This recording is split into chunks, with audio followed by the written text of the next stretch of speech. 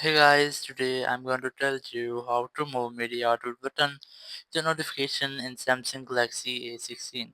If you're using A16 and I want to move your media output button to notifications, let's see how can you do that. As you can see, there's my notification panel and here's the media output button. And now I'm going to move it to notification panel. So let's see how. Just tap on this edit option, then tap on panel settings, then select together. Then select device control and media output buttons. Select show when quick panel collapsed.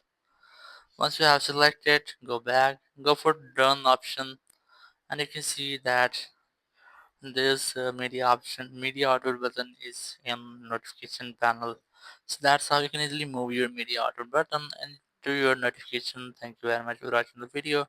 Until next video, bye bye.